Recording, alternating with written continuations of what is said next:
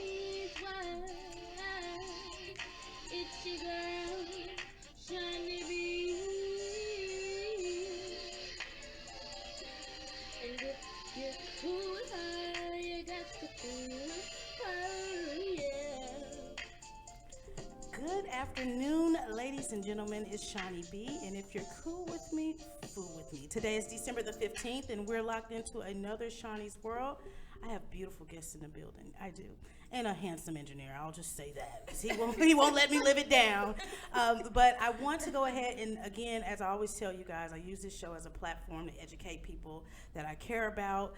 That way we can motivate people and encourage people. So hopefully you guys take something home what we're talking about today. So if you'd like to call in, the phone number is 203-802-5694. And today's topic is dear to my heart. We're going to be addressing anxiety and depression from the inside out. And I want to push the message, if you don't take anything away from this, learn to take care of yourself. So I have guests in the building. I'm going to let them introduce themselves, and then we're going to get into that lovely game that they all wait for. Go right on ahead and introduce yourself. Hello, my name is Chris Nurse. Thank you for coming. My name is Kristen Durney. Thank you. My name is Julia Corner. Thank you. So again, as I mentioned, this is going to be an educational show. If you want to call in, please do. The phone lines are open. 203-802-5694. Also, the National Suicide Prevention Lifeline phone number, this is very, very, very important, is 800-273-TALK, and TALK breaks down to 8255. Never be afraid to call that. There's help 24 hours a day, no matter where you're located in the world. So, ladies, are you ready for this game? Yes. Kanye, could you roll my game show music? Thank you. So, this is going to be Family Feud my way, and we're going to see if these lucky ladies will total up together to get 250 points by guessing the number one America's Choice answer. So I will read the question, get no wrong answer. If your answer is number one as we go through these questions, yeah, you might win the fast money. So here we go. Name a reason you might get rid of an old family heirloom. And then we'll go around this way. You left the family. Okay, left the family.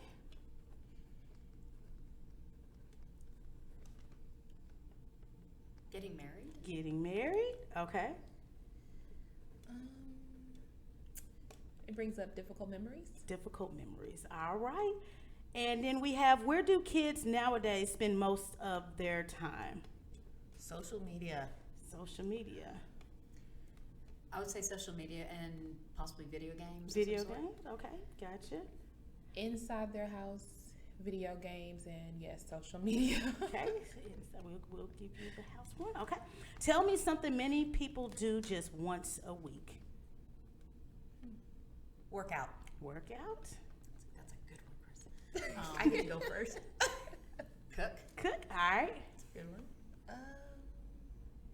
That is a hard one. Name something people do just once a week. Mm-hmm. Church. All right. When I read these answers back in, I'm like, oh man. Okay, so then the next question is, name a reason a person might wake up at 2 in the morning. They're stressed. Stress, all right. They have insomnia. Insomnia, all right. That was really good. They're restless. They have restless body. Restless, all right. Name something you might eat with a hamburger. Fries. All right. She gets to go first. She gets the best answers. Let's see. Chips. Chips, okay. Onion rings? Onion rings, I okay. almost said a fork. Name something you haven't done since high school gym class. Oh my god. Climb one of those big ropes. Okay, I remember that rope. 50-yard dash. Dash, like running? Yep. Okay, we'll just say running. That's perfect. Push-ups. Push-ups. Hated All push-ups. right, push-ups. Then we asked 100 Americans how much you tip for good service. 25%. 25%. I need to come to your diner. Right? I used to be a waitress. Okay, so you know the Yeah. pains. 20%. 20%, okay? I'm gonna say 25%. I'm with you. I do 25? 25 normally. That's how we Okay. start. And what is the most? Oh, well, let me go with this one. Tell me something you can buy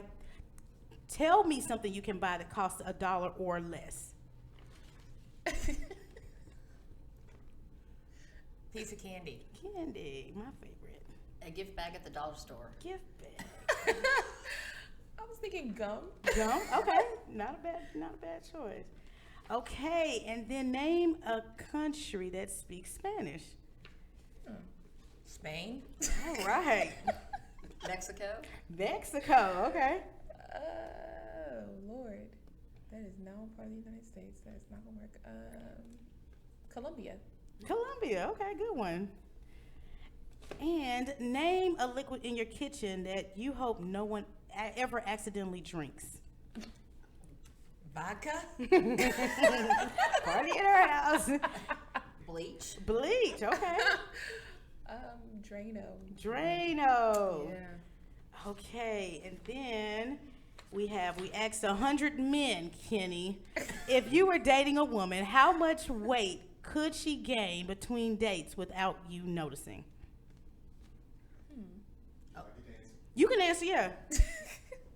Oh, you see, you're nervous, huh? He's nervous. He's scared we're gonna beat him up. Five. We did look. Yeah, we were like, answer. You said 5 pounds. 5 pounds? Okay. She got the good old one. She got the good one. I'd say I'll go with 10. 10? If you're with somebody all the time. Okay. I'm gonna just say 7. 7? Okay. It's a happy medium Yeah. between the two. All right, let's see if you guys are America's winners. No. So the first one was name a reason you might get rid of an old family heirloom, and the number one answer was broken. The piece of whatever it is broken. So now, where do kids nowadays spend most of their times? Number one answer was room bed, but I gave you because you said house, so you guys got 28 points. They Cha-ching. don't like outside. So tell me something most people do once a week. The number one answer was church. So you get 35 points. Well, you guys are winning as a team, so That's right. I'm like, well, we're Air 5. name a reason a person might wake up at 2 in the morning. The number one answer is to go to the bathroom. Oh, I should have answered that. that's- I that's do it a all the whole time. So name something you might eat with a hamburger. Number one answer is fries. That's 60 points. Cha-ching. Oh, we're doing You're doing really good. Name something that you haven't done since high school gym class. Run a mile. So you did say running. You did. 25 points. Cha-ching. I almost said gym shorts. Yeah. That would have been a good one. Yeah. And then the 100 Americans, how much do you tip for good service? Number one answer is 20%. So that's 39 big bucks there. And then tell me something you can buy that costs $1 or less. Number one answer is fruit. It's gonna be tough. That's what they say. Oh, you know what? I guess you can get more apples. lemons. Yeah. Yeah. I forget because you know they. So, Inflation. Yeah, fools us I all. never get a fruit for $1. No, Yeah, not apples. unless it's damaged or something. Yeah. Name a country that speaks Spanish. You actually said not the U.S., but U.S. is on there. But the number one answer is Spain. So you got that one. Colombia was on there as 3, and then Mexico was second runner-up. I was thinking Puerto Rico. Puerto I'm like, Rico. it's part of Actually, the it's not US. on here, but it should be. What's a part of the U.S.? Right, it technically Yeah, is. so I'm like the Yeah. U.S. And then name a liquid in your kitchen that you hope no one accidentally drinks. Soap. Let's see. Soap. Yeah, soap. That's what they say. You know what? That makes it. America says soap. And then the last one, name the guy. Kenny, of course, didn't want to answer this one because we are going to beat him up if you said it wrong. But if you're dating a woman, how much weight could she gain between dates without you noticing? 5 pounds was the number one answer Yeah. for 35 points, but 10 pounds was in second. So Yep. yeah. So let's see. Did you guys win the brand new car? Yeah. Did they win the car? I think I'm they like, did. You can't go past 5 or 10. Yeah, because you had 60 on one of them. You guys actually, as a collective, Yay. won a brand new car from someone else.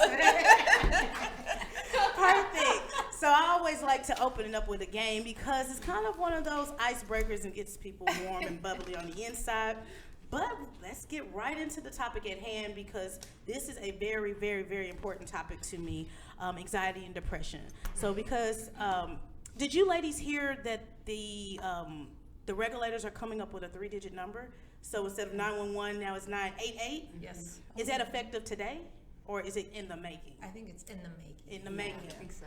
Okay, so outside it's of soon. it's soon, and that's a good look. So outside of the suicide prevention lifeline number I gave you, at some point between now and next year, they're going to have the 988 number. So if you're in need to one of the 163 crisis centers across the U.S., you can dial that as a shortcut to get help and assistance, whatever you're battling with. So keep that in mind as time flies by. So ladies, you guys are a part of your actual foundation. Can you tell the people a little bit about it?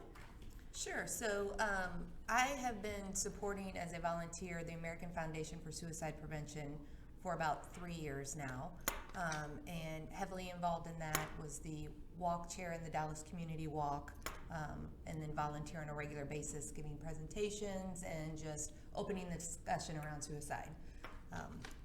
And then with that, I also have a company with my partner here called Mental Wellness Unleashed that actually is about opening up the discussion around all mental health and wellness conditions.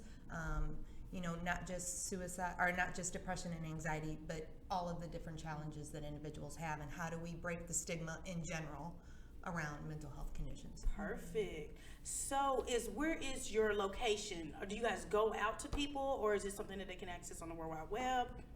Great. I'll let Kristen talk a little bit. Certainly. So we provide, consulting. So we go in companies, as well as we're actually launching some online programs this first of the year. One called Nourishing Your Mind. We manage your mind as well. We do focus groups, workshops, and other types of resources and techniques that are built on cognitive behavioral therapy techniques. And I myself was diagnosed with PTSD, clinical depression, and clinical anxiety. So this proof of concept that these techniques and our programs do absolutely work. So I'm so excited to be here today, just because I'm getting goosebumps just even talking, having the opportunity to talk about it, because it's such an important topic, and no one has to suffer, and it's a societal challenge that we all can play a part in, and really improve our world. And then the AFSP is actually a national organization, so they have chapters all across the U.S. Perfect. And then Julia, you came in as a guest, so definitely appreciate your presence. Tell us a little bit about yourself. Well, I'm fairly young, like mid-30s, and I was diagnosed with depression and anxiety when I was in the 5th grade. Naturally, I'm a very shy person, and I found out I had really, really bad anxiety, especially with publicly talking and different things like that. And somehow, just with, I guess, stress of life, and you think in 5th grade I wouldn't have that, but in the 5th grade it is prevalent in young children.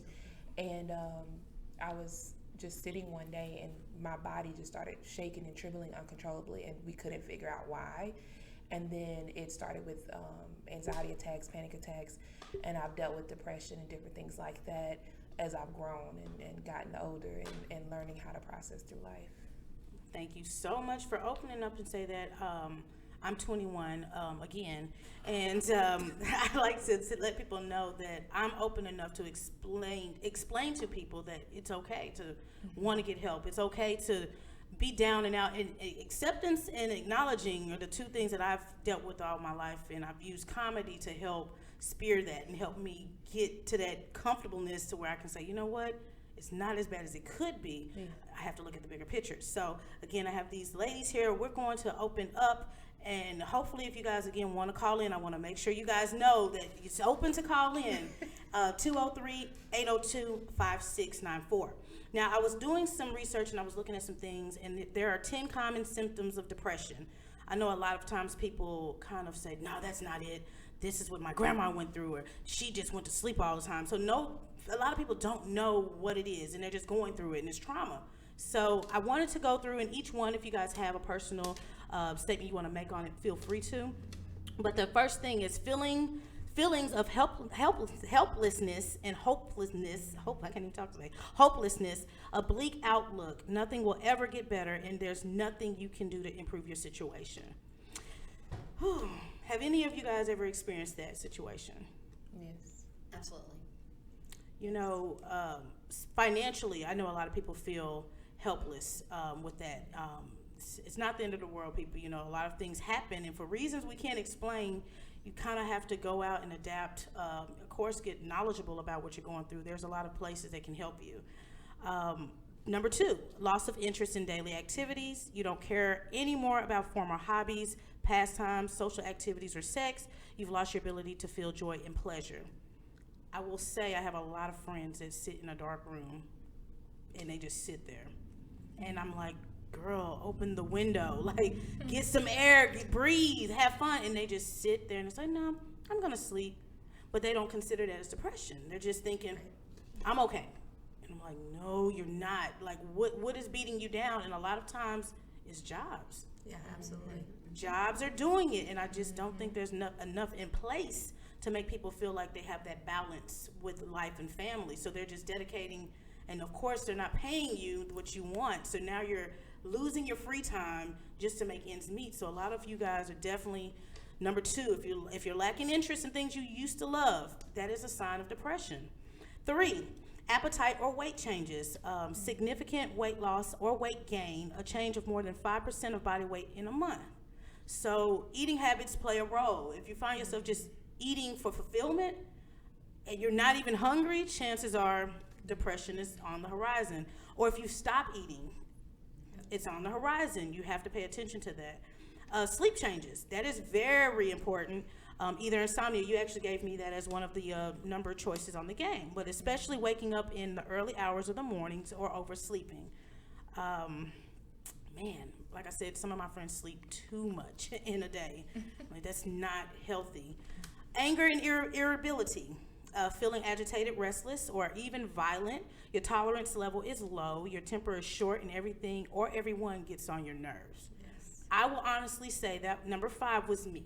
When my mom passed, I went through stages of like resentment, then I went through stages of anger, and then I went through stages of why, and I was angry, like I had a very short temper, but I went to counseling, guys, and I'm better now.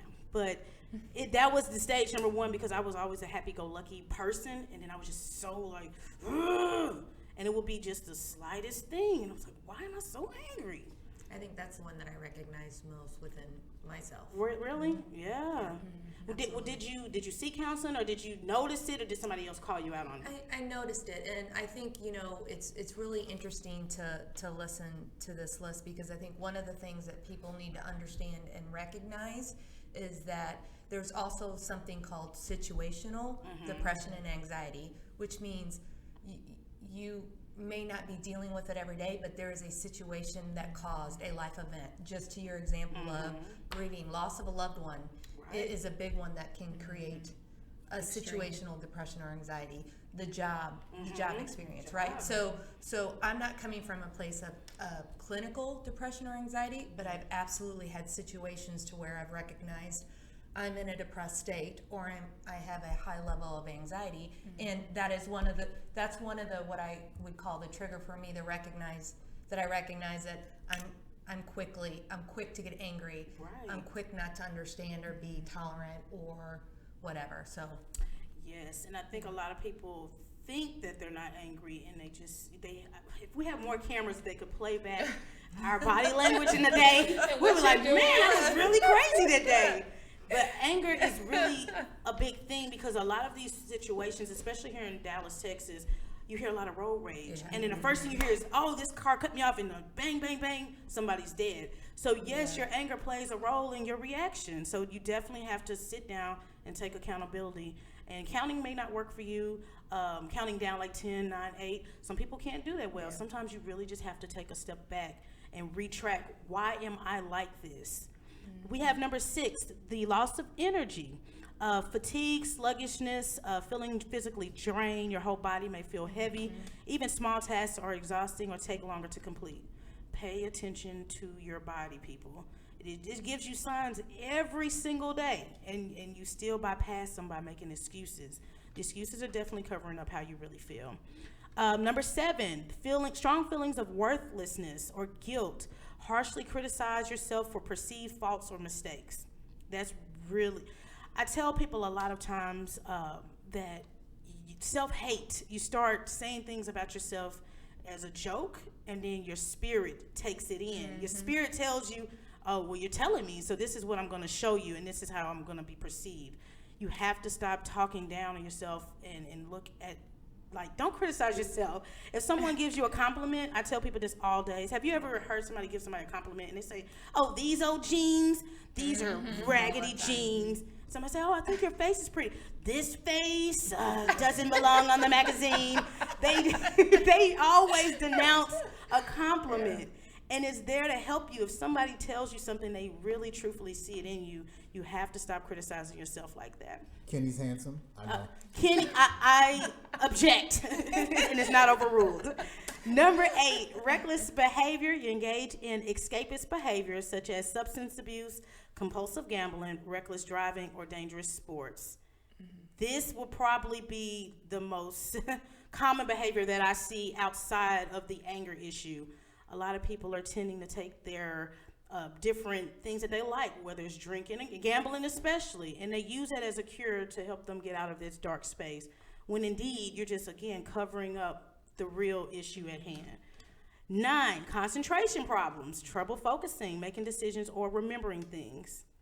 I haven't had any issues with that per se, but I could see why it would play on depression. And then lastly, number 10, unexplained aches and pains and an increase in physical complaints such as headache, back pain, aching muscles, and stomach pain. So is this list what you guys possibly deal with on a regular basis or hear people complaining about? So I will tell you that list is very thorough, and any, Chris is talking about situational depression, and I have clinical depression, and I'm so grateful for you listening to everything on that list, because I've experienced every single one of those. And I think from a perspective of clinical depression and clinical anxiety, you have to manage on a daily basis. Right. It's not something that chooses Tuesday. It doesn't choose as I'm coming 2 o'clock on Saturday. And you really have to be self-aware. And so much of what we teach in terms of mindset is basically my cognitive behavioral therapy I went through. I did mental homework, and I started developing some tools. One's called the 180 tool, where you shift a negative internal thought pattern, shift it exactly to the opposite of what that is. Because that negative internal pattern is your non-reality, and the reality is the 180 shift to what you really are. For instance, you're talking about, my face isn't pretty enough to be on a magazine, or this, that. Those are self-limiting beliefs. Right. And so it gets bigger and bigger as we start talking about it. But when you start taking that mindset, because you can retrain your brain. And to your point about the aches and pains, the most are in your back, upper and lower, and then you've got something called the vagus cell, and it actually goes from your brainstem to your colon, and that's what causes so many digestive problems, where you have, and anxiety as well. So there's a lot of scientific, things around how depression can really affect your body. So that's why we looked at it as a holistic approach, and that's what we do. Right. So those things on your list, there's so many things that you can do. I mean, going through the therapy I went through was so amazing, because my mindset, went from this to that. And so then I got really interested in mindset. And so much of it is negative internal talk. And I always talk about that too, because if you change the talk within yourself and you're changing the talk with others, you're going to start changing the language. And so you said something earlier about, change language and call things, mental conditions instead of mental illness, because depression or mental health conditions are just like diabetes or another condition, like a heart condition. So we have to start looking at that as mental as important as your physical health. Absolutely. And Kristen and I are not therapists, trained therapists. Kristen is a proof of concept because of the tools that she's put in place to manage and cope, the coping mechanisms. But looking at that list, I know going to a therapist, they will sit down and they will actually go through that list, from what I understand. And I believe it's 5, if you are experiencing 5 of those, 5 out of 10, yeah. 5 out on a concurring regular basis, 2 weeks and longer. Yeah, then that's where they will diagnose you, with clinical depression. But I think your message is very important, that if you're feeling this, regardless of whether you think it's situational or clinical, go talk to somebody about it, because it is very manageable. Very so. And can I touch on something too? Yeah. I think sometimes people struggle with self-reflection. And sometimes you don't self-reflect, but others are reflecting on you. When you look at it I think psychologists call it the mirror effect, or self-image. You look at your self-image, but then there's other people that look at your image, and you should also take into consideration what others are saying. And when you have a abundance of people telling you the same thing. Sometimes it's important for you to now say, let me self-reflect. Because a lot of times, like something you mentioned, which I didn't even know it was called that, I called it silver linings, because I remember going through a stage where I was like negative, and I'm not naturally a negative person. So I was just like, how can I change this thought pattern? Because I'm a strong believer in mind over everything. I feel like you have the ability to make a decision at any point in life. And once you understand the power of decision making, then it becomes a big deal in terms of how you can control what happens in your life. You may not be able to balance yourself on your own, and that's where medication and other things come in, but you can make the decision to say, let me self-reflect, let me seek help now. And what you did was what I called silver linings, which was saying, no matter what negative thing that I'm looking at as negative, let me think through what I can find positive in this item or this situation.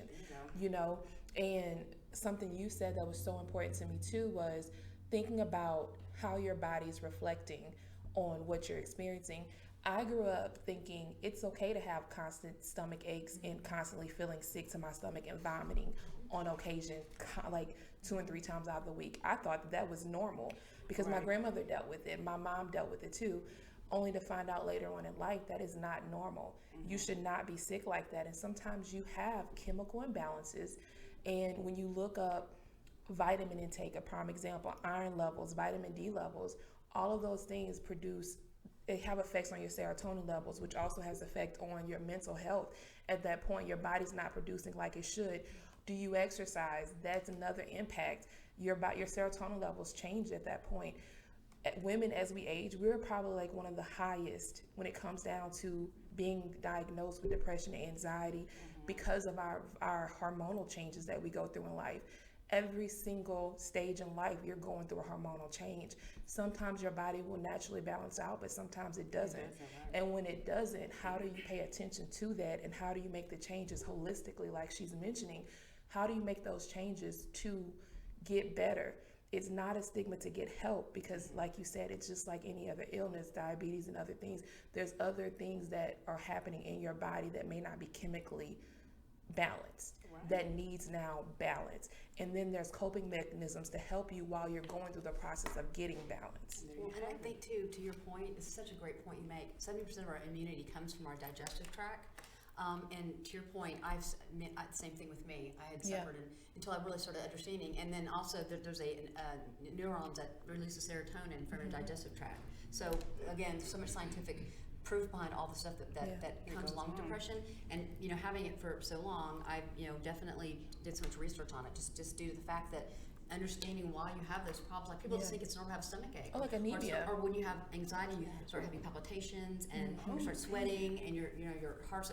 So I've had panic attacks. I've been up in the hospital, and they were true physical symptoms because you feel like you're having a heart attack. But all those symptoms are real. And so, talk about the coping mechanisms and what works for one person. It's very important for self-awareness, self-reflection, to understand what those coping mechanisms work best for you. I have several. People wouldn't even know what those are. But it's very important that we have these discussions because there's so much scientific, again, I keep repeating this because some people just think, oh, well, gosh, I have a stomach ache and I don't feel good and I can't get out of bed. Well, there's reasons why, because your whole holistic body is interacting. Your brain, they call it your brain and gut health. So really good point you're making. I mean, it's all interrelated. That's why we go with the holistic approach. And can we touch on too, some disorders come from other disorders. Absolutely. You have a lot of times too, I know me personally, I have obsessive disorder sometimes and I haven't been diagnosed with it, but I find myself obsessing. Like I do art, and there's times where I will be lost in art. And 24 hours will have passed and I wouldn't even realize that it's been 24 hours that I've been doing something because I'm obsessed at that moment. In that moment, I'm caught up in that thing. And a lot of people who have a commonality too with anxiety deal with control issues, also deal with obsessive issues. And it doesn't mean you're crazy. It doesn't mean that. I always believe that it means that you process things differently. And I feel like we as a people and as a society need to understand that processing things, you're not always taught, but behavior is cognitive. And you are not always taught the proper ways to deal with things in life, whether it is big or small, whether it's something as simple as washing dishes and cleaning up. You have people who, when they're angry, who will wash and clean a clean house.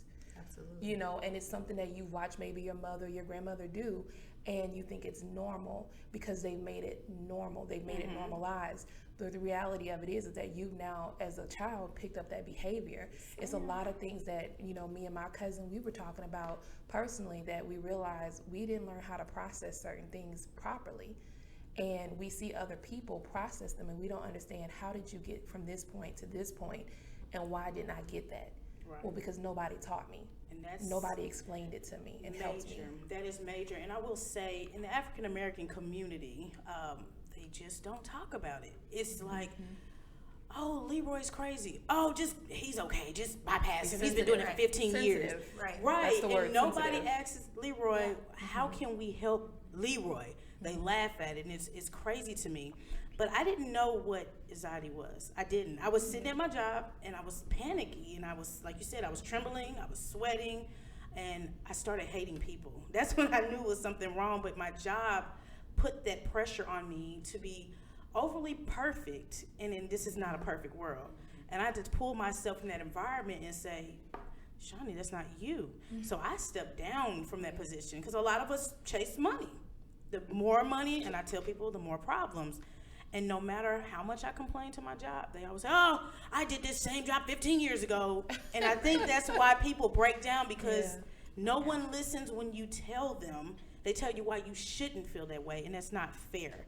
But when I started thinking about it, I was like, wait a minute, this is not me. This isn't natural. I'm not supposed to be sweating. I'm not supposed to have a headache. I realized my job was breaking me down. And I took a step back. I took a probably $7,000 pay decrease, but my mental health is everything. So now you can't do anything to make me feel out of pocket, because I have my mental health first. So I am definitely, again, thankful that you guys are able to come and tell us about different things. Christian, earlier you mentioned PTSD. If you could, because again, like, I didn't know what my symptoms were, I just felt things. Can you give people an idea of what that is? Right, so post-traumatic stress disorder can come in different ways, modalities. I mean, like the military can have it. Any kind of severe trauma that you've had. I had severe trauma as a young child. Was not within my dad always says, please make sure you tell them wasn't within the family. It was a trauma, a very significant one. So what happens is when you go through things like triggers, so you could be, someone sitting next to you could be fine with something, but then let's say you get to a closed corner, or you get in a area with a lot of people and you get congested, you can't get out. Like, I couldn't get out of the situation I was in. So post-traumatic syndrome, you have night terrors often. It becomes the anxiety, depression, most definitely. Anxiety can be really, when you have a trigger, can really be significant. And so anything that triggers me around that trauma, again, will cause post-traumatic stress syndrome to kind of, unfortunately, have its head come up, because and you don't know when it's coming. So you've got to have those coping mechanisms, like Chris was talking about earlier, you were talking about as well, to be ready for that to occur. So again, it's around trauma, and again, like people in the military, oftentimes they hear a helicopter, that will be a trigger for them. So Firecrackers, trigger for them. Yeah, I knew someone that had severe PTSD, and this person had to sleep with all the lights off and everything closed, like all the windows. So it's really based on a trauma and triggers around that trauma. And then I call it the umbrella effect. Normally depression and anxiety fall under PTSD. And again, it doesn't choose what day, it doesn't choose when, it just comes. And my family and friends know there's certain things I have to sit on the end of it. Like, for instance, I have to sit on the end of an aisle. I can't be in the middle of an aisle. And interesting. Me too, but I didn't even think of right. Yeah, exactly. And then things like such as planes. There's if I'm in a congested restaurant where there's all these people around me, and it makes my anxiety, and we'll have to get up and leave. So people that loved ones and family and friends understand that when these things occur, and I say having a trigger, they know To- it's time to- to get right. Exactly. And I never associated that with PTSD. Well, and a lot of it too is around self-awareness. And we talk about what you talked about self-management. You can't control what happens to us. We can control how we react to it. Right. Same thing with PTSD. So I'm very well aware of my surroundings, and I already know up front what types of triggers cause. So, for instance, my dad's like, "You want to go to North Park and look at some stuff for Mom?" And I'm like, "Dad, I can't go to North Park now." He goes, "Oh, I'm so sorry. So he just said, "I'm so sorry. I forgot. I didn't forget, but I said, still then you can find a parking place anyway." Online shopping. North Park right now. That creates a lot of stress. Yes, So Walmart. So it's really based on trauma and then triggers around that. And again, you have things such as night terrors that are true. I mean, you wake up and it's like, you're sweating and it's just, so it's a very complicated, it's a neurological disorder, but it causes psychological disorders. Thank That you makes for sense. just explaining that, because now it makes sense. When I graduated high school, we were coming back from a basketball game, and the vehicle in front of me, which contained my other classmates and basketball mates, the tire blew out, and I witnessed my friend fly through the windshield to her death. So now I'm kind of like, whenever there's something wrong with my tires, my friends think I'm crazy. I'm like, nope, gotta go get new tires. Like, so that's PTSD. Well, and I think it's really important. PTSD is more talked about today than some of the other mental health conditions or situations, and that's because we hear about it and we see it a lot with first responders and military, which is very important. I mean, we're losing 20 veterans a day to suicide, tied to PTSD. But I think also what is important and why it needs to be talked about, and education regarding it is, it's not just military And first responders. And there's different levels of PTSD. That's There's- what I wanted to say. It's Right. the Different levels. situational ones, where, like, for instance, a car accident. Right. Somebody who suffers from trauma, that's just ongoing. So I mean, Going so over there's a different. bridge, you have different. I have, yeah. Like I used to be afraid of a bridge, and lo and behold, I my actually mom have that. told me. Well, and I used to have nightmares about the bridge, and my mom later on explained to me that something happened on caused that the bridge, trauma. and she was like, "Do you remember that?" And I started telling her what my dreams were, and she was like, "That's because that's a memory. It's not really a dream." And so sometimes, like, your mind works very interesting. And there's times where you will put things in the back of your mind and put it in a place locked away where you truly don't remember it, but it shows up in other things. And then later on, someone in your family may be able to bring recollection to that. Because I know for me, I had a fear of clowns. I don't like white paint. Like, I don't like mimes. Zulu parade, when they have the face paint, it just creeps me out. Well, my cousin told me, she was like, "Well, when you were a kid, we played a joke on you where we made you watch it and we freaked you out, we scared you." And I could not, and I would go into a full panic attack when I would see a clown. And I literally had to go through a process of watching this clown take off makeup, put makeup on, like, just to even get comfortable with being in the same room. So now is it okay, or is it still kind of iffy? I don't like them still. Like, they still creepy to me, but I won't have a full-blown panic. Like, I used to literally, like, start shaking and go in the corner. Like, it would freak me out. I didn't realize how bad it was until I worked at a mall, and they would have carnival day. And one was behind me. My supervisor had to actually come get me because it kept trying to help me, not realizing I was afraid of it. And I was in a corner screaming and crying with my head down. Right. Only for them to say, "No, you're going to be okay." And my aunt, she was like, "You need to get help," in reference to it. So I remember my Aunt Gladys, she was like, "You need to try this." And I tried it, and I had one of my friends put on the makeup, take it off, like, just constantly make me feel comfortable. But I still don't care for white face paint.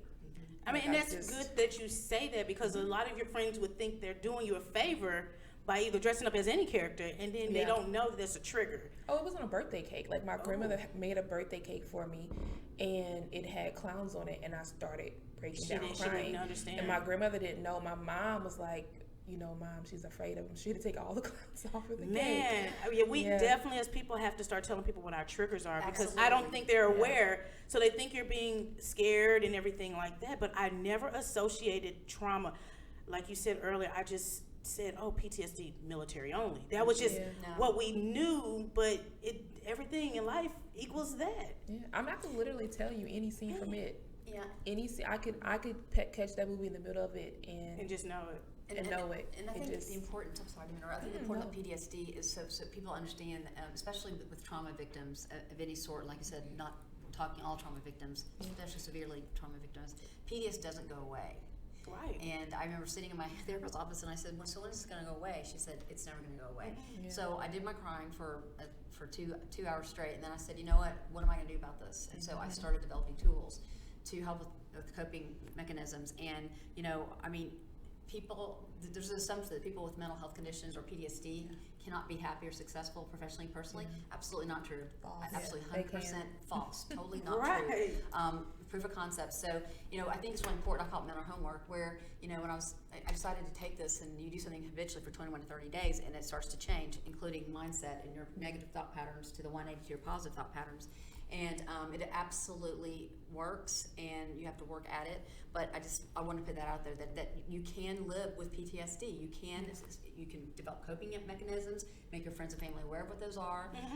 You know, I make it I really do make it a point to tell people so they know. Right. And a lot of people wouldn't even know what those are. But I will say, I know I have to sit on the aisle, and so everyone knows. And your so experience, yeah. It's serious, and so it just becomes, you know, common knowledge, and it's no big deal. So people with PTSD and mental health conditions, you know, we need it. It's societal. We need to open conversation. We need to continue talking. We need to realize that this is just something where we can all work together and support each other and come out with what these things are. So I think it's important for people to understand that you can have an absolutely, you know, healthy life if you take care of yourself holistically. You know what I love that she said?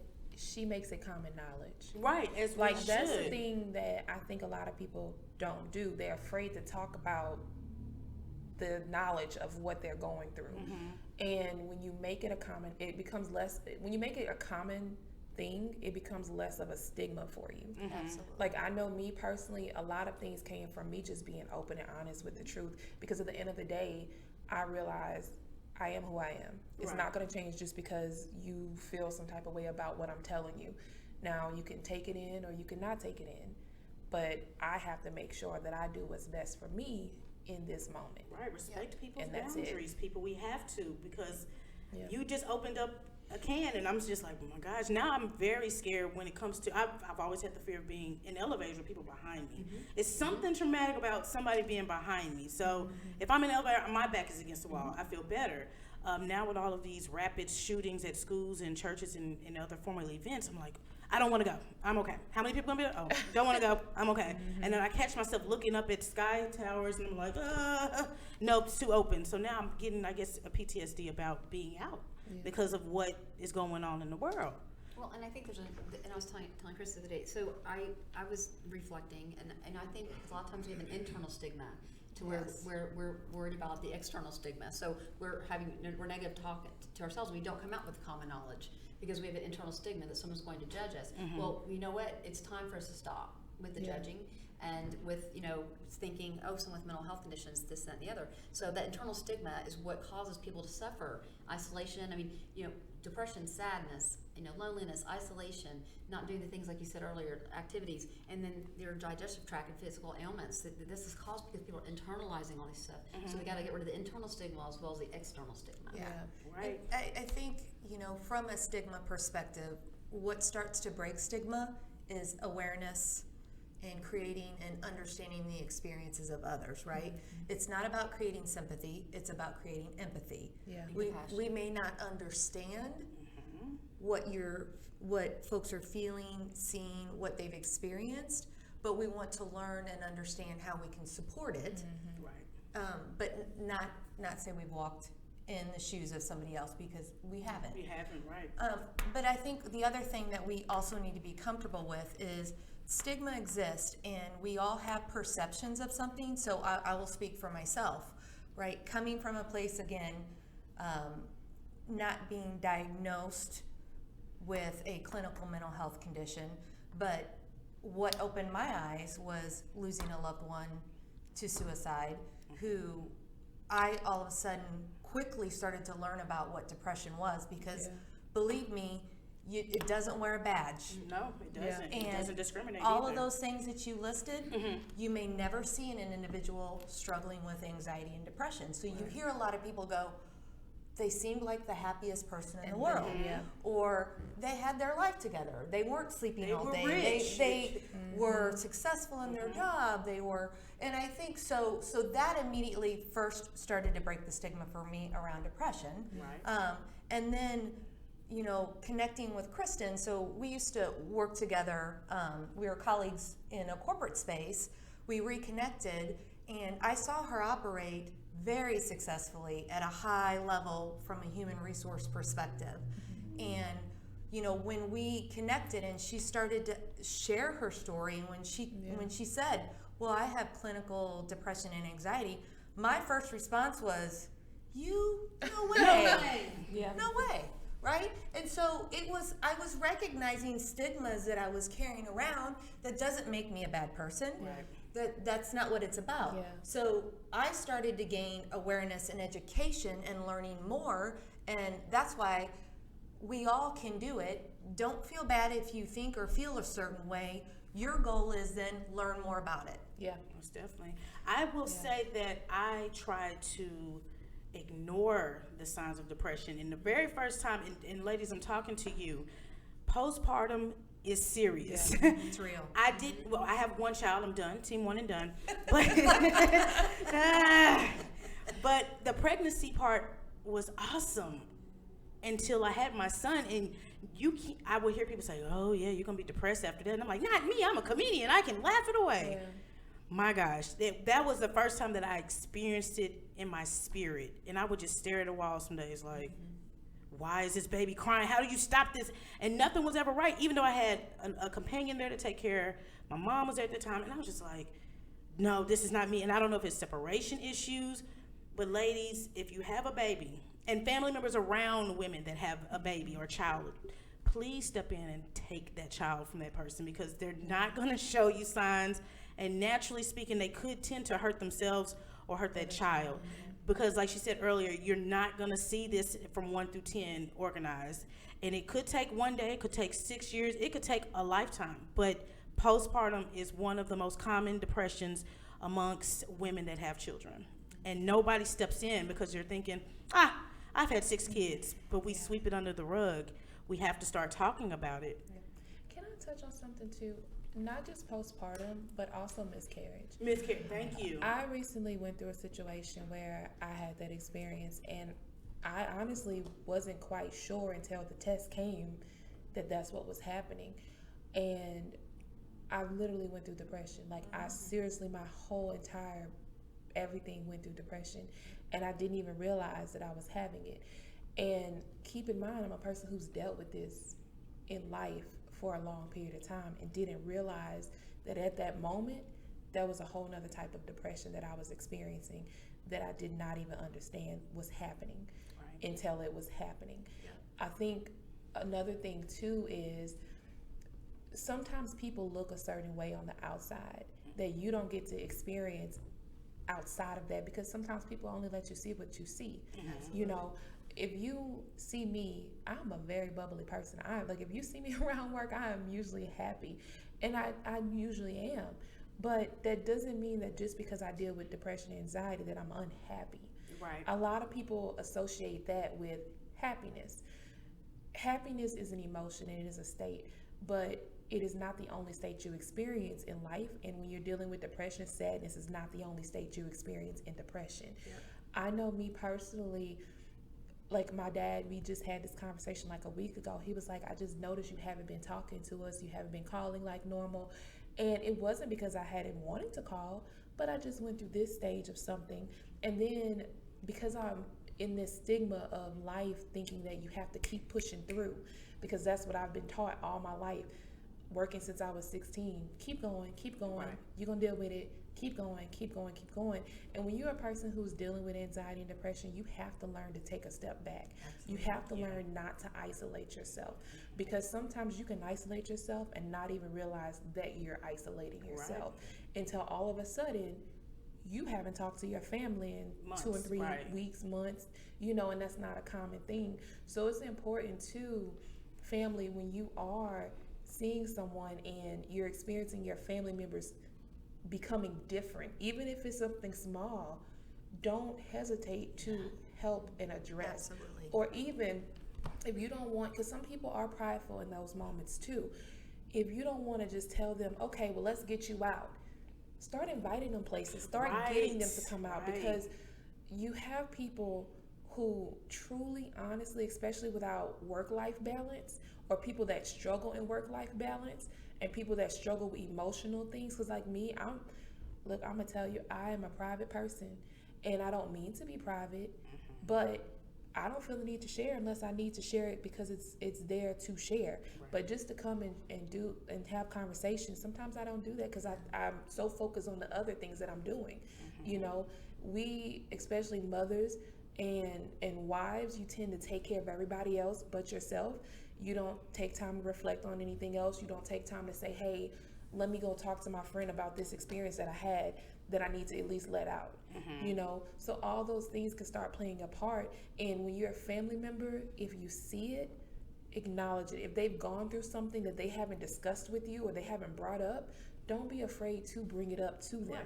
Don't be afraid to ask them, how are you feeling? Yeah. Because sometimes you need someone to ask you, how are you feeling? Absolutely. Sometimes and it doesn't even need to be your family member. So friends. From a colleague perspective, if you are recognizing that someone, their behavior is changing in the office or at work, or something's going on, you go up and you ask, is everything okay? Yeah. Is something going on? And also be okay with two things. Be okay that you may open the floodgate and they may share everything. And again, it's just about listening and understanding, and then saying, what are you doing to get help, or who else are you talking to? And also, it's okay to expect that they're not going to share with you, and that's okay too. But then it's okay, I understand you may not be comfortable to talk to me, but who are you comfortable to talk to, and go and talk to somebody about it. Thank you for saying that, because a lot of people ask, what's wrong? But they don't listen to what you're telling them. They cut you off, and then immediately they're like, oh, I did that in 97, girl. It's okay. Drink some water and go to sleep. Right. And now that they opened up to you, and now they're scared. They're not going to open up to anybody else. Right. Yeah. So I knew with myself, I was a people pleaser. Yeah. I didn't want to make anybody upset. So I would always be like, yes, yes, yes, yes, yes, yes, yes. And after a while, when I was tired and defeated, nobody was there for me. And that's when I realized mental health day. So sometimes people say, why didn't you come in today? I need a mental health day. Yes, and it's okay, people, to take a day off of work. Stop working and having 600 hours of PTO, and you never taking an off day. That's not a badge of honor. That means you're driving yourself insane. You don't need perfect attendance. You need to be here for your family. And I know a lot of people do that. And don't worry about worrying your family when you're going through this. That was something I had to learn, and I'm still, sometimes I still have to remind myself, because my family's in Louisiana, and I'm in Texas. It's very different when you have your family so far away and you're like, I'm far away, they can't just come. I don't want them to worry while I'm here. It's okay to let your family worry. That's a self-limiting belief. You need to switch, right? You have to switch. And not only that, but it's okay to let others take care of you. Because that's a thing that I notice with a lot of women. We don't learn to let other people take care of us. We're so accustomed to taking care of everybody else. Or you let them take care of some things. You have to get help. You have to allow people to help you in order to get help. Yep. There's a reason why flight attendants say put the oxygen mask on yourself before you put it on your child or the person next to you, because you have to be strong enough to help those around you. And if you're not in that place, and just as you were talking about earlier, you have to love and like yourself before you can truly give that love and like back to others. You have to physically and mentally be in the right place to be able to help those around you. Yeah. So I will say, I found this on the internet. I should have documented where I found it so you guys go and find it yourself. But this was an interesting point. It said, questions a person with mental illness want you to ask them. So I'm going to give you 11 of those things. That's a really good. Caught my attention because again, really good find. We're so busy always saying, okay, this is what a person is. What I'm gonna tell somebody going through something, but we never sit and think what they want us to ask them. So it opens up by saying, if you have family, friends, or colleagues who live in mental illnesses, you may be unsure of how to speak to them in a respectful way. You want to show you care, but do not know how to express your concern and not hurt the person at the same time. So just ask these 11 steps. Step 1, can you help me understand what it's like you living with your condition? Step 2, is there anything you need from me, or is there something I can help you with? 3, can we do something together? Get coffee, go for a walk, go to the movie. 4, just because the person has mental illness does not mean he or she does not want to do regular activities. 5, what is your diagnosis and how do you feel about it? 6, do you need to talk? 7, sometimes talking can help make things feel a little bit better. 8, what can I do to be there for you and help you feel supported? 9, how can I support you? Can I listen to you, leave you alone, or give you a hug? 10, has living with this condition shaped you, who you are today? And 11, how are you? You don't seem like yourself. I want to know how you're feeling because I care about you. We've all touched on this at some point in today's show. So start thinking not from the selfish side of, I don't get what's going on with you. Start asking yourself, how can I help this person get out of that? And you'll see a difference. Man. So earlier, ladies, we were talking about the media and how the media glorifies or doesn't put enough vision on anxiety, depression, or PTSD. With this newer generation, I'm starting to see that they may not have the strength that we had growing up because we had family time. And now family time is social media time, in your phone time, being locked into athletics time. So is there a message that we as regular people, consumers, non-famous, because everybody thinks that everybody famous can make an impact, but sometimes they're in trouble.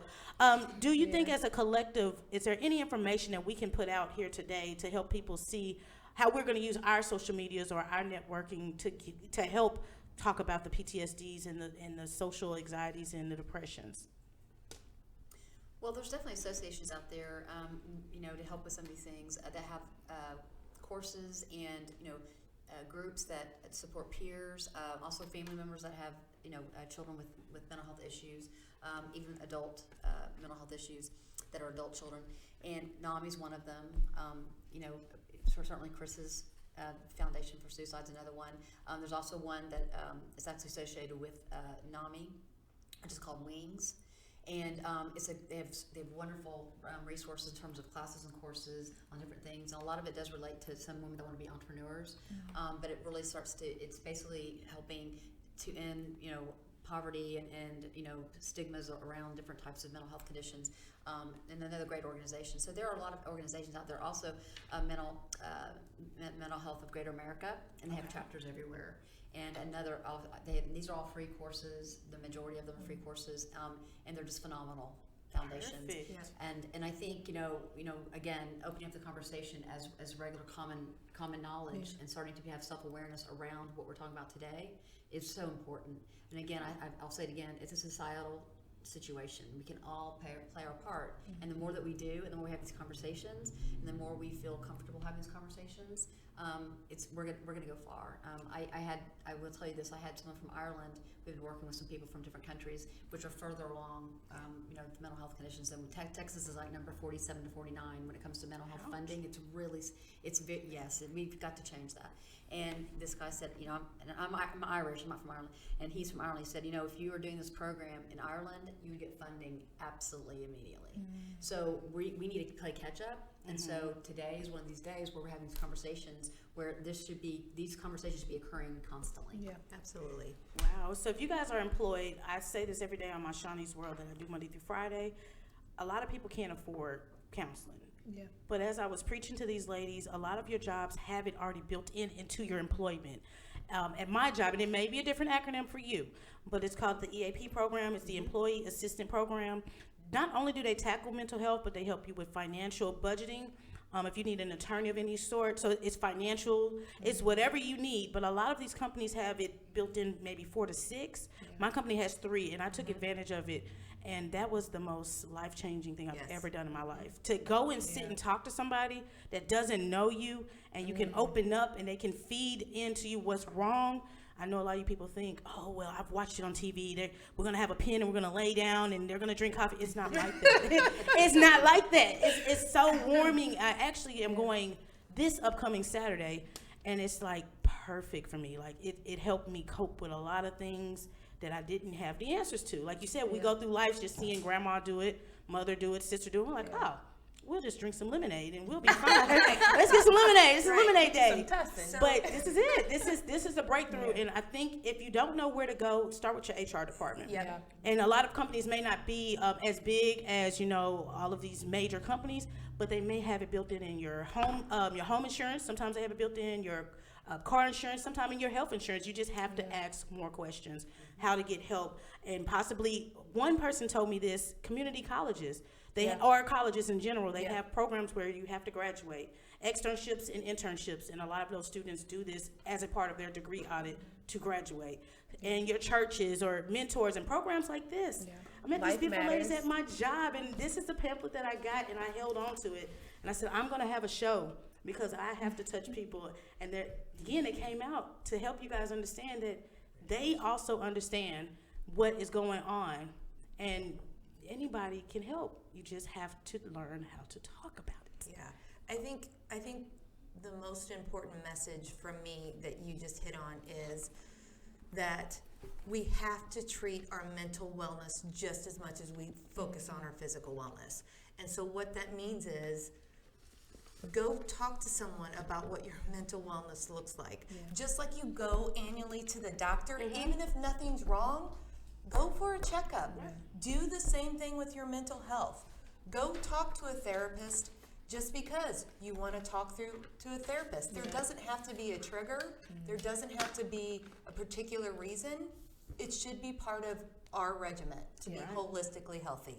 I've heard when you talk to a lot of folks that have had a very successful, strong marriage, and you will ask a lot of them, and they will say, we go to marriage counseling on a regular basis, and even without nothing's problems. wrong. We just continue to figure out how to do it better. Right. Enhance your life, make it a lifestyle. I mean, it's Stop. There's nothing bad about it. And then now, since everything is so technology driven, as we were talking about earlier, people aren't talking. They're dealing with it through alcohol, drugs. People are dying taking drugs. That is not it, guys. You cannot do that. You're overdosing, and we never figured out what was that trigger to push you to that. So don't be afraid to talk about it. And then the people receiving it start listening. The answer's in the cry for help.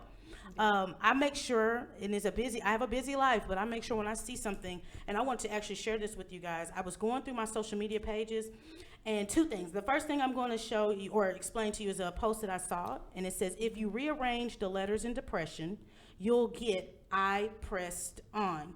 Your current situation is not your final destination. And I thought that was neat. I mean, they played scramble with that. You, if you see it, then you will see how powerful it was. Me reading it to you probably didn't have any effect.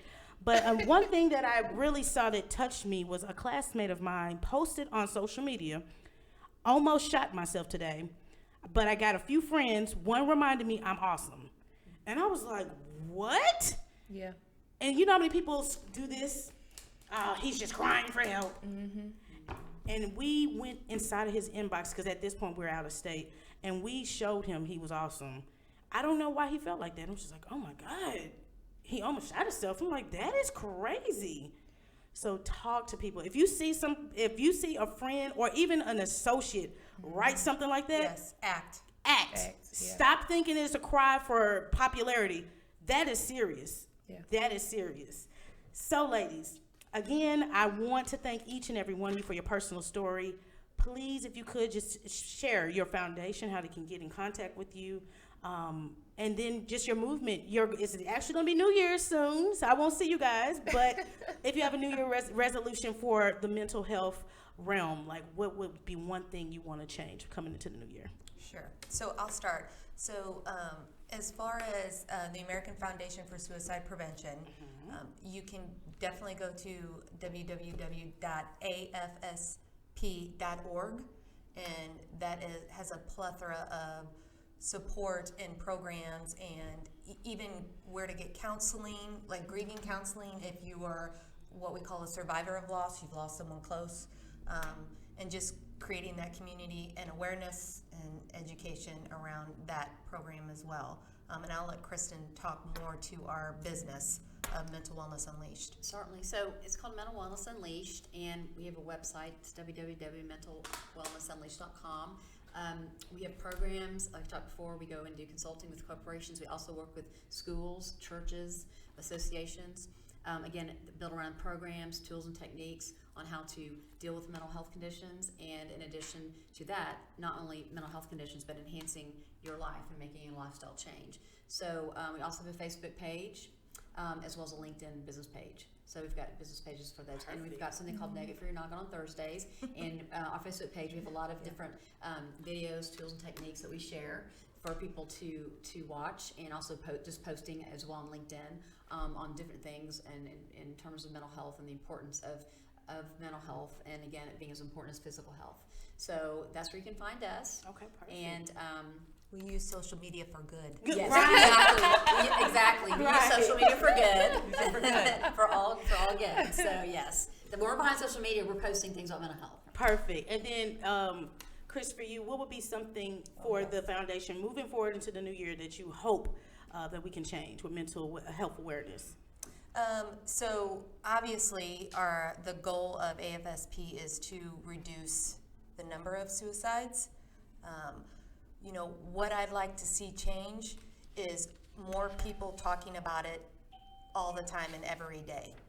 Right. Perfect.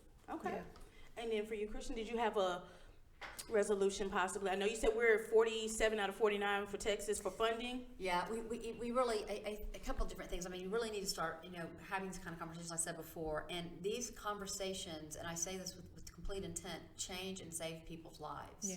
And suicide ideation is higher than it's ever been. Mm-hmm. We have to really start diving into how can we get that number up. And, in terms of Texas, in terms of, helping people with mental health conditions. And again, I've said this is the third time I've said it, it's a societal situation. We all play a part. And so my hope is that we can start really opening up the conversation, be transparent at work, in our personal lives, and start opening these conversations. There are programs that companies are implementing that are actually, whether it's virtual or whether it's within the company, where they're setting up meetings quarterly, monthly, weekly, where people come in and talk and have this exact conversation. So that's what we need to start doing. And I know we can do it, and we're doing it. We're going to do it. We're going to do it one day at a time. We Through are. me, through you, through That's her, and right. everybody That's right. else. That's right. And Julia, for yourself, if you have any platforms you choose to share, great. And then what would be your resolution for mental health and coming into New Year? Well, you can find me on Instagram, Julia Althea. At Instagram, I guess. I don't know how that works. They know. But yes, you can look me up that way. I'm also developing a YouTube channel called Another Day in the Life of Jew. And that's going to be me very much so being candid in life about mental health, about health in general, about spirituality. And it's going to be kind of like just a talk, just really a talk. I think for me, the biggest thing is being open. And I've learned through just life experience that the more open you are with people, especially when you can come to them with your experience, it tends to allow them to open up with their experience, to where now it's a connection, and now they can get that help, and they can see that you can be a happy person. You can lead a normal life. Like she said, you don't have to suffer in PTSD. You don't have to suffer in mental illness and feel like that is the end of your rope. It's not, and just like she mentioned the things that she's gone through. I know me personally, I've dealt with suicide, and I thank God that in that moment there was a distraction, and it was literally like my sister calling me, my baby sister calling me, just telling me, I miss you. Sometimes you don't understand the things that are transpiring in your mind until it gets to that point. And so you need people to let you know that you can come back from that point. When you understand that there's hope, when you understand that there is life after this moment, and when you understand that some things in life are just what it is, a moment, you understand that these things can be they can be something you overcome. Right. And that's my biggest thing. It's just getting people to know you can overcome. Yeah, and just I want to say something that's so important that we just said, because people don't want to kill themselves; they want to kill the problem. Yeah. Yes. Okay, and that is absolutely. If I could shout that from the rooftops, Yeah. I'd do You know, it every we say day. a phrase. They say it again for the people in the back. Can you say that one more time? People do not want to kill themselves; they want to kill the Yeah. problem. Yeah, that's it. And They just think that's the only way out. For your listeners, that's something I can't reiterate enough. Yeah, Because that was I powerful. myself have gone through the suicide ideation, and it's very dispiriting. It's very isolating. It's very scary, especially when you're by yourself. Right. And so that was to me that's a spirituality situation, which Yeah. is called. And so there were certain things that kept me from doing that. But you're not, because I said that I'm not wanting to do. I don't want to do this to me. I want to get rid of the problem. Right. And so that's where holistically, this is a beautiful conversation that we're having, because this is where we need to get to understand Right. that we're just trying to kill the problem. Yep. Yeah. And the two biggest things that help prevent suicide is time and then removing the means. If you can create and make time, immediate time Right. for that individual, because you're absolutely right. Yeah. It's a moment thing in a Yeah. lot of instances, right? Yeah. Now that doesn't mean that that moment doesn't come back. So that's Yeah. why removing the means. And you have to have hope. Yep. So you ask the question, if you're, what is get your help. plan? Understand an individual's plan, because most of the time, they actually do not deviate away from their initial means on what their plan was. So then you remove whatever that means is. Yeah. Pills, bridges, Yeah. Guns, whatever that looks She like. said something so important too, is ask the question. Yep. The biggest thing that I've learned just in this experience is that we don't ask enough questions and listen to answers. You always hear, especially in the African American community, I know I've heard this, oh, they have demons. Oh, this person has demons. And you're like, no, Yeah. it's not that they have demons. They have issues that you're not asking questions, right questions, about yeah. or on. And sometimes someone just needs you to let them talk. It's really interesting you say that, because that's actually the demon thing. That's all cultures. I mean, all cultures, yeah. I've even heard it. Yeah. I mean, I had a Yeah, therapist. you get. I had a therapist say, "You want to have an exorcism? Not today, so It's not covered by my insurance anyway. They're not gonna cover it. She goes, I'll drive you to the past. No, Are you serious? this I'm is like, not hold on, I 1960. think it's over. And know We're done. that Man. this too, that having a therapist does not take away from your spirituality. It does No, not I at all. recently had a friend who was going through this very thing as well, and I had to explain to her, you have to look at yourself like a tree planted. And it's very important to understand that a tree doesn't just grow up all the time by itself. You have a planter who has a stick in the ground that helps that tree come up straight. You have soil, you have dirt, soil and dirt. You have the sun, you have water, Right. but then you also have to look at, you sometimes have a pruner or a pruning process. Right. You have someone with shears going around cutting that tree to get rid of the dead leaves that don't need to be there, as she mentioned, means.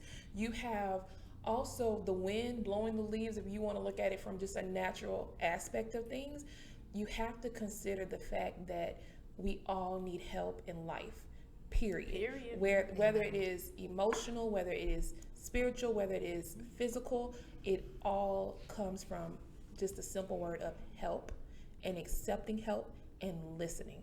You have to learn to listen to people. Your YouTube channel is going to be phenomenal. It's gonna have viewers out the frame. I'm working on getting the camera ready. All right. You have your phone. I have the channel already, so you Okay. can already start subscribing to the channel. It's just about downloading it and getting that. by the way. Well, you guys have possibly been, this is my New Year's gift to you. This is a Merry Christmas to you. Again, I use Shaunie's World to educate people, because a lot of times we just don't know. And hopefully this show has opened up some doors for you. There's some resources that she's giving you on how to get help for free. Now you have to put in the energy to want to do better for you. And like I said earlier, take a mental health day. Whether you're a wife, a girlfriend, a husband, a student, a mentor, whatever you are in life, we all have our moments. So I want to again extend my thank yous for you guys. My words of encouragement for everybody, especially moving into the New Year's, would be getting help doesn't make you weak, it makes you stronger. Yeah. So definitely don't beat yourself up. I definitely have a counselor and I appreciate her 100%. Check into your EAP program, check into your health insurance. They probably have a program built in for you already. And then for my platforms, Outside of kmwi-media.com, you can catch me on my Facebook, which is Shaunie B ENT. My YouTube channel is Shaunie B Entertainment, and my Instagram is Shaunie_B_entertainment. There's too many ways to support me for free, guys. So again, ladies, I appreciate you from the bottom of my little heart. This is going to touch somebody. I promise you it is. Remember, National Suicide Prevention Lifeline Hotline number is 800-273-8255. And stay tuned. The shortcut will be 988. Pick it up, use it. Yes. Merry Christmas. Happy New Year.